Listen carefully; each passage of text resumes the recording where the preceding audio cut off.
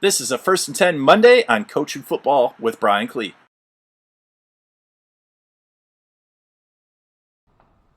Welcome to this First and 10 Monday. If you're checking it out, you came for the offensive perspective. You're an offensive coordinator. You want to see what an offensive coordinator is thinking as a defensive coordinator. If you want to see ideas for defending full house pistol with the 4-3, I'll put a link to that video down below. That's also going to get posted. Go check it out if you are interested on the defensive mindset. Offensively, I need to understand, I got to A, train up my quarterback, and B, he needs to not make mistakes in the read game. And if he's struggling with that, I probably don't want triple option concepts. That's something that you have to 100% understand as a coach. And then secondly, understand if the defense is doing something like putting this defensive end up the field over and over and over again, and our quarterback can't pull it because that guy's sitting there ready to take the quarterback on some sort of keep, okay? The quarterback's just got to live with that. We're running GT triple. We're working our double team up to that MAC linebacker. Our center's blocking back. I would try to run the corners off, see if they are indeed playing press man. If they're not, if they're just leaving that, we're going to go play action pretty dang fast. Our guard pulls the kick. Our tackle is wrapping again to the one technique side. That center block back, that's a little bit challenging. That's, again, it's one of those things you got to make sure you're repping that. You're making time where that center's working on that 3 technique trying to cross your face. I'm going to wall it higher. That 3 technique tries to run around. I probably should work a flatter path because I need to cut him off and peel him off, potentially him pocketing a puller. And then the quarterback's just got to live with the give. Okay, give the ball here. We should be good as long as we don't get a spill. We got to win that kickoff. That's something you got to constantly be repping, is the guard gets the kick out, and if they do get a spill, all right, the tackle works wider, picks up the will linebacker. The A-back, as coach had it drawn up, working out to the perimeter. Here's our pitch fake, okay? Bottom line, if the defense is giving me that, though, over and over and over again, this MAC linebacker is probably a fast scrape to the ball because he knows where the ball's going. They got me outnumbered. So I got to do something to take control of that MAC linebacker, okay? If that defensive end's a knucklehead and chases, well, shucks, I'm out here, I'm pitching off, probably the safety working down, because I'd anticipate that A, if I tell him to take the first threat that shows, he should be looking for that linebacker. Probably a lot of quarterback capes, depending on the path of that safety, if the defensive end's closing. But again, if that defensive end's not closing, he's just sitting there. It is a no-no from the offensive perspective of, if I pitch off him, well, we're in bad shape. They got 2 for 2, and we got 1 blocker on that middle linebacker. They got 2 unblocked for 2 unblocked. If they make the tackles out there, we're not in good shape offensively. So if they're a really good tackling team, we can't pull the ball there. We can't get the ball on the edge. And if we're trying to get that a touch on this, that touch isn't happening. So we got to do something to incentivize, chase this ball. Chase this ball big time, okay? So I really like, to that 1 technique, I like the idea of stretch. Okay, we're not going to be able to get one of these 2 secondary guys, but if I run this guy off and he's turned to run, I'm going to take 3 vertical steps, and then I'm cracking the safety because I should get a 2 for 1. That's going to force the defense out of man coverage, and that means they've got to have disciplined eyes. If not, they're constantly going to get beat out there. As we lead up, again, he's looking more for the safety than the linebacker, because the linebacker, if he's any good, he's down. We put our H on him. Okay, this double team's tracking back to that middle linebacker, scraping. Guards here, center's cutting off the 1 technique. Guards aiming with the mindset of, I've got to cut back between one of these 2 guys, tackle nice and deep, cut off the 3 technique. The Z, give the ball, make a read off the H's block. Hopefully our H gets him sealed, get the ball to the edge.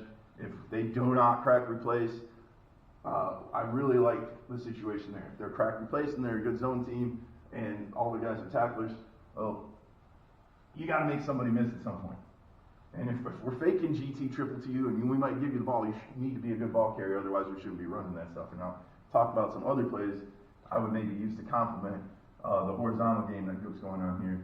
And then we can still read out here The quarterback would have to know you're reading both those guys. If one of those guys sits,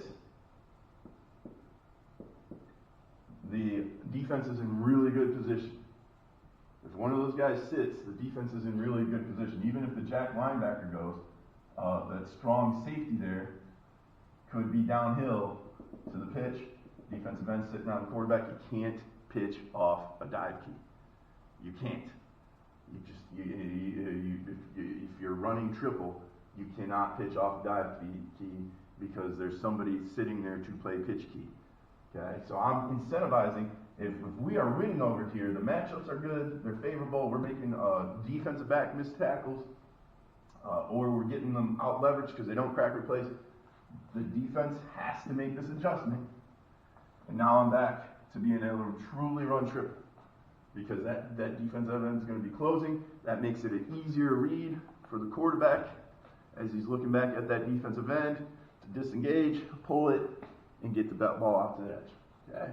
So all these ideas are, all right, that defensive end won't chase. Let's just run simple stuff at him. Quick little RPO, giving the same look. Get the A out on an arrow. Jab step outside, run a slant there. And we'd ultimately be reading that jack linebacker. Does he stay home over there or not? We run our GT like we've been running. Pull and kick. Wrap. Okay. The H would have to split across just to make sure that guy doesn't chase. You could insert him and maybe try and make this into, but I think that's too much stuff going on. Quarterback sits in meshes. The Z's following the polars. And now that jack linebacker, right now we're good if that defensive end sits. Even if he squeezes down a little bit, the H can get him kicked out. And we've got ultimately 6 blockers for 1, 2, 3, 4, 5, 6 defenders. We are in great shape, even if they still, like the free safety could show up. But at some point, the running back there's one guy I can't block, even on a push crack. Okay? You could tighten up the split big time and make sure you get there. Still, the corner's going to be unblocked. Ultimately, the defense, I think, is at a disadvantage until that jack linebacker starts in the box. There is a lot of room, especially if it's cover 0 out here and that jack linebacker doesn't respect that. There's a lot of room for that A-back. And in my opinion, as I'm about to talk about here, I would center running full house pistol around that deep back being my feature guy. The other 2 guys, I could work with big strong blocker here. I could work with fast guys, as you're about to see. So now, how I would get GT triple going, I want to feature that deep back. And in the defensive video, I think this stresses the defense much, much more if that deep back is constantly starting off on the midline. Okay? He's constantly aiming at that center and then making a cut based on the blocking scheme. So how I would go about running GT triple, all right, here's our GT coming. We're working back on our double. We got our kick out, or our block back. We got our kick out. We got our wrap up. Right now, we've got 5 on 5 over there. If that defensive end's sitting, we're going to give the ball to our best player. He's going to follow the blockers. Again, if we get that kick out offensively, we are in great shape. We will give a triple fake, so the quarterback on this, we're going GT, and we're going triple to the left. I'm going to catch the snap and step off the midline. I'm going to give that to the A-back over and over and over again. Okay? And then as the A-back, so the quarterback steps towards where the triple's going, he's opening up, he's opening his butt. He is stepping towards and putting his back to the side where the GT's going. That is the way I've coached it. I coached in a pistol offense 2 years. That's the way we, if we were reading things, that's the way we had the quarterback's footwork work. I believe I saw that from James Vince and a couple other guys. The Z, I would personally arc him out to the corner. The X, push and crack. And right here is our dive key. Okay, can he get to the A-back or not? Well, he ran up the field sweet. Okay, we got our pitch relationship out of H, and then we would pitch off that jack linebacker. That defensive end gives us a give read. Quarterback's got to understand. I step here, I got to give read, give it, take a couple steps, holding on the fake. Don't get an unnecessary hit, especially that guy's been sitting on you all night, and feed it to the stud. If the guy does close, all right, they start making a pinch call. Now we're good. Quarterback, get out, replace. That jack linebacker, he comes inside, you're ready to pitch. He works out, you tuck it, you go get your own. Key thing there, if I am the linebacker, I'm facing the quarterback. If the quarterback sees me turn that outside shoulder at all, okay, so that jack linebacker starts to work down inside and he's playing quarterback, and they're counting on one of these guys beating a block. The defense is counting on one of those guys beating a block. The quarterback should immediately sit and pitch. A lot of option teams call that a leverage pitch. Getting the ball out there immediately. Let your best ball player get things lined up, turn it into ultimately a quick pitch, and let him get out there if that jack linebacker turns his shoulders inside at all. So there are some initial thoughts of featuring the Z or one of the offset backs, and then what I'd really want to do out of full house pistol is start getting that A back involved, because there's a lot more options as you're about to see. Okay, so establishing the inside run, and I think that's what featuring the A back does. If I had my druthers, if this H is a bigger guy, I'm probably not running triple option with him. If he was a bigger guy, probably less triple option and maybe just an RPO off the backside, because I want to run power. Who doesn't want to run power? Last year I coached 11-man. We ran power 104 times for either 5 yards or more, or for touchdowns. So power is kind of my bread and butter, in my wheelhouse. That's what I want to establish. And the nice thing about running power out of full house, okay, quarterback's still stepping off the midline. A-back's going to work up to his right side. The Z's a bonus guy. Okay, so if that Mac linebacker's a fast scraper, the Will's there. We now have a guy for both the Mac and the Will there and the kickout. Okay, quarterback can give a quick little peek, maybe at some point he says, hey, I can pull this. That jack linebacker, he's fast into the box. That defensive end is looping in. I tell the quarterback, hey, you got to green light that with me. We got to confirm it up in the booth. I have somebody in the booth who's 100% on those defensive ends anytime you're running triple option stuff, because you want to know, are those guys squeezing hard, which is going to make getting to the edge very, very simple. If I am running triple, though, that H is probably, unfortunately, not a real big guy.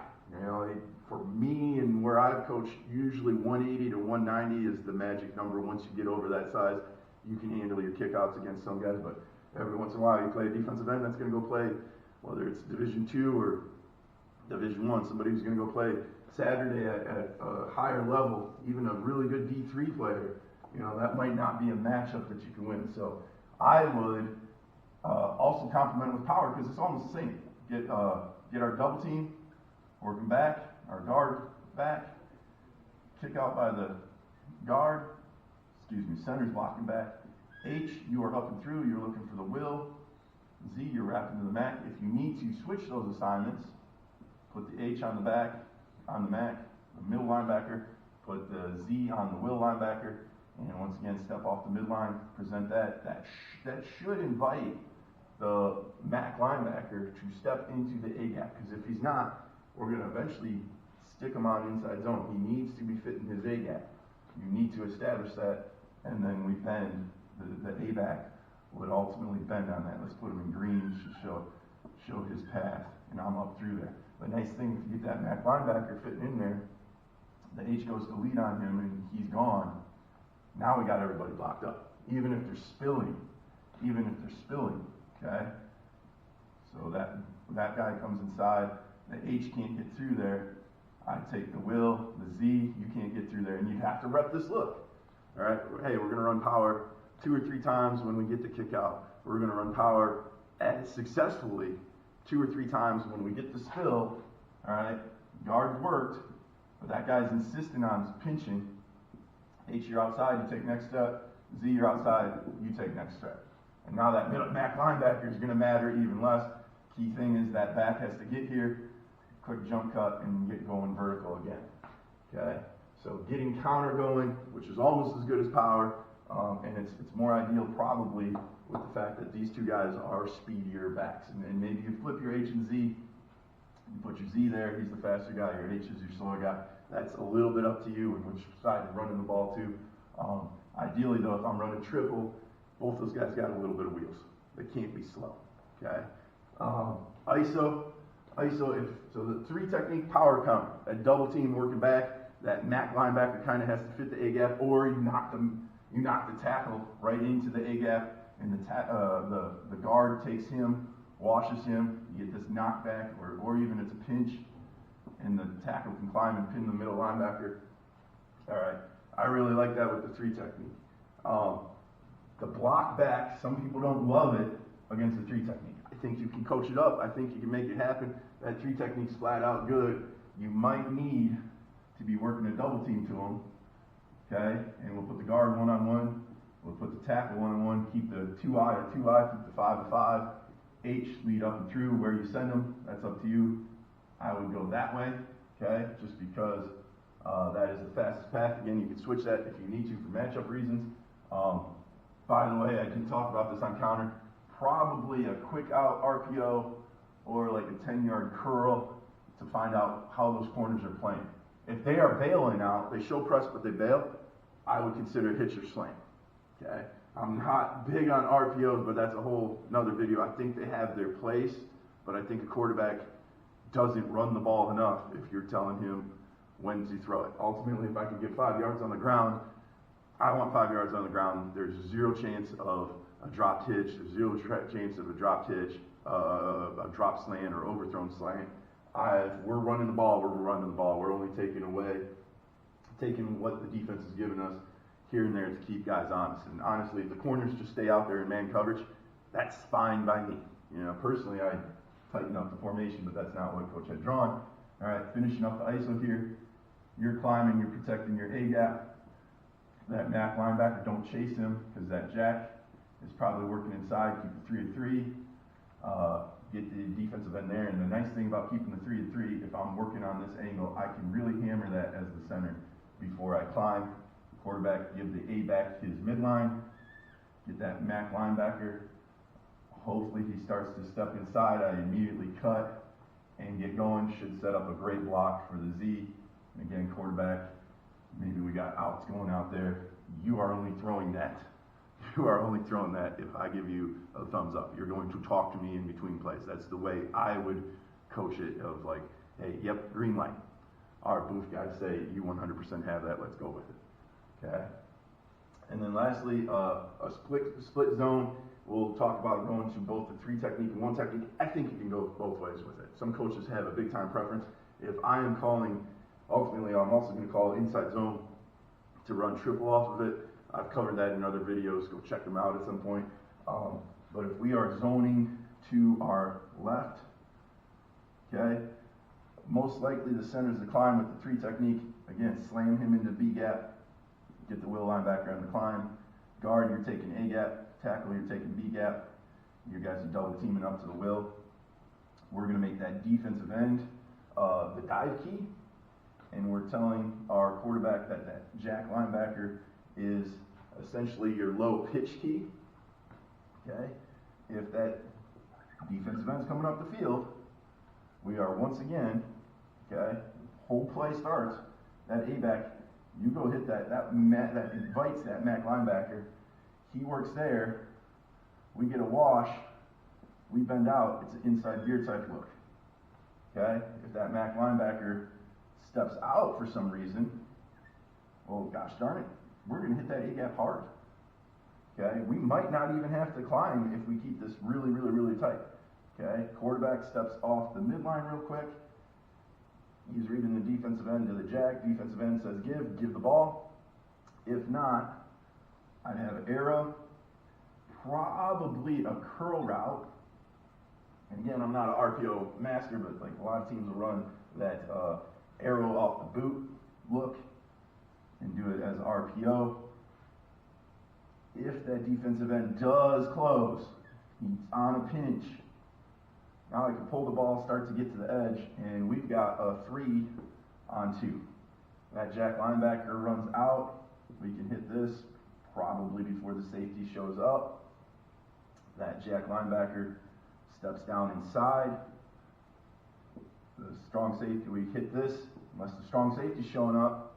Okay, if they match there and they match there, your quarterback has to be a threat, in my opinion, to potentially keep it, unless you're just flat out faster in those other two spots where the leverage of the defense never gets there.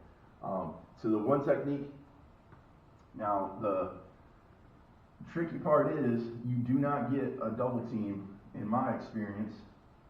I really actually like a little bit more of the inside veer potential of running the zone to the 3 technique and getting a cutback off that 1. Because now with the 3, we got to work, the tackles really got to work to try and get jump through, what Rex Ryan calls a jump through, a lot of 303 bear guys call jump through, because we want to open up that A gap, okay, and we're zoning here, so most likely, this guard, if that nose is the better ball player, we're going to step there, we'll climb late, and we're counting 100% on that tackle, getting the jump through. If the 3 technique really comes down hard, maybe we get washed, but that's a hard technique for an offensive lineman. You're going to work it if that A-back, that deep back is your flat-out guy. Quarterback's off the midline again. We could run some sort of shallow there. Again, the RPO, I'd have a curl, I'd have a first arrow, I'd have a second arrow. We're reading the D end for dive or pull. We are reading the jack linebacker. Where does he fit on those 2 routes? The A-back, again, aiming midline, that invites the defense. All right, this guy works, maybe the nose works upfield, the center, you got him. That invites the defense to keep on pinching towards the inside. If they put 2 guys inside, your A-back has to make a quick bend and get out there. If you get the jump through, I really like inside zone when you get the jump through. Who doesn't, right? You get the jump through, you are through the A-gap. You are making that MAC linebacker fit downhill. I've talked about it a lot in the defensive video. If you can get that MAC linebacker committed inside, you can get the defense committed to pinching, you are setting up your perimeter game, getting to triple option concepts, getting to potential stick RPO of, all right, that defensive end doesn't sit, he closes, all right, quarterback, get out on the edge, jack linebacker takes the first threat, safety takes the second threat, you keep running. Okay, that jack linebacker steps up to you, dump it off to the first threat. That safety takes the first threat, dump it off to the second threat. Not something I've done, but I've seen a lot of coaches do, something to consider doing.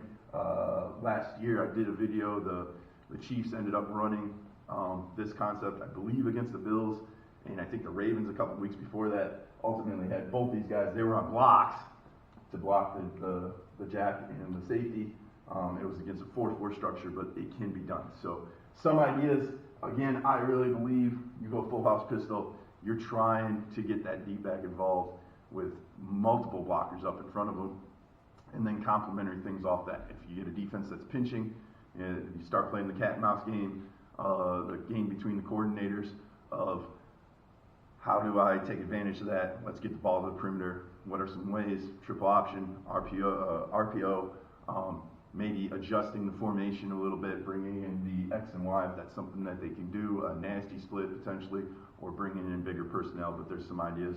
Full house pistol against a 4-3-2 high defense.